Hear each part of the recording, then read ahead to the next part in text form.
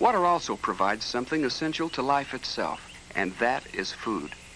Without water, Central and Southern California would have remained dry and dusty. With water, California supplies 40% of all fresh fruits and vegetables eaten in the country, and 25% of everything that is eaten in the country. California leads all other states in farm and food production, not because of its natural characteristics, but in spite of them. For California is upside down. 75% of the state's water lies north of Sacramento. 75% of its need for water lies south of it. The first example of going and getting water was the Los Angeles Aqueduct. By 1907, settlers on the Los Angeles River had drunk it dry. The city found water far to the north in the Owens Valley, bought it and brought it down. This water from the Sierras followed a natural course downhill to Los Angeles, and it greened the fields in the city. Only 15 years later, cities around Los Angeles also found themselves running short of water. With approval of the state legislature, they formed themselves an alliance in 1928 called the Metropolitan Water District of Southern California. Their search for water led them east this time, to the Colorado River. To bring water 240 miles west across desert and over 5 mountain ranges was the most difficult aqueduct project ever attempted. The route was not a natural one. It was not downhill. The project started with a $220 million bond issue passed during the Great Depression. Work on the Colorado River Aqueduct required this kind of dedication and sweat, and it took 9 years until 1941 before the first of the water nourished Southern California's civilization. The Colorado River Aqueduct still stands as a colossal and continuing engineering marvel. The first step was to civilize the Colorado River, a destructive red flood that tore the Grand Canyon out of Arizona. One of the major calming influences was Parker Dam. If Parker doesn't look like much, it's because, like an iceberg, there's much, much more of it below the surface than meets the eye. It's the world's deepest dam.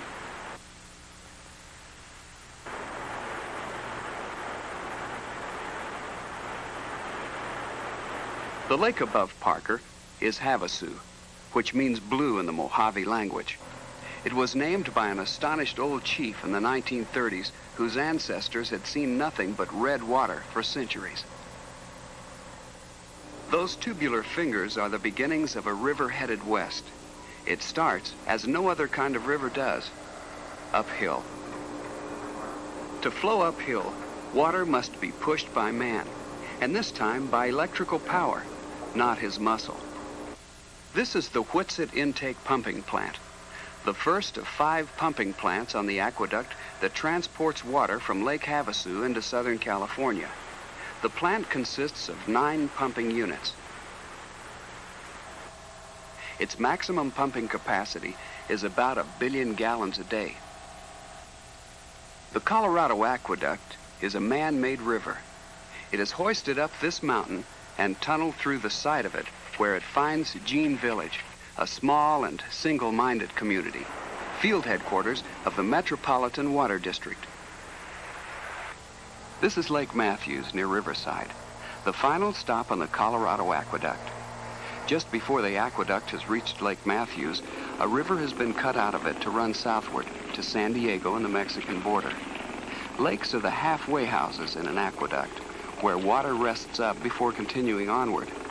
The waters gathered here will be distributed to the cities and water agencies throughout Southern California.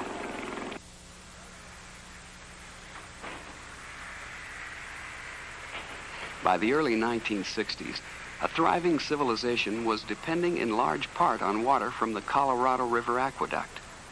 Under a ruling by the Supreme Court of the United States, however, California had lost a good portion of its rights to Colorado River water to Arizona. In planning for the future, water leaders had been looking far northward. What you're seeing here is water that descends from the moist wilderness of the Northern California Sierra. 600 miles upstate. These waters tumble into the Feather River, are tamed and quieted by the state water project's Oroville Dam and brought to rest in Lake Oroville. Releases from Oroville flow gently down the Feather River into the Sacramento and then into the delta of the Sacramento and San Joaquin rivers, an area rich in fish, wildlife, agriculture, and recreational resources. The delta marks the beginning of another man-made river. This one is called the California Aqueduct. It is the largest water project in history. This aqueduct is the main element of the state water project built in the 1960s. It courses down the central body of the state, feeding Californians and their homes and farms and factories along the way. In 1972, this water finally reached Southern California. The Metropolitan Water District is the largest customer of the state water project.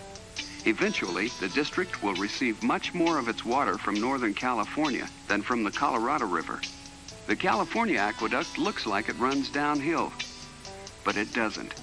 It flows uphill, and to do this, it has to be pumped just like the Colorado Aqueduct.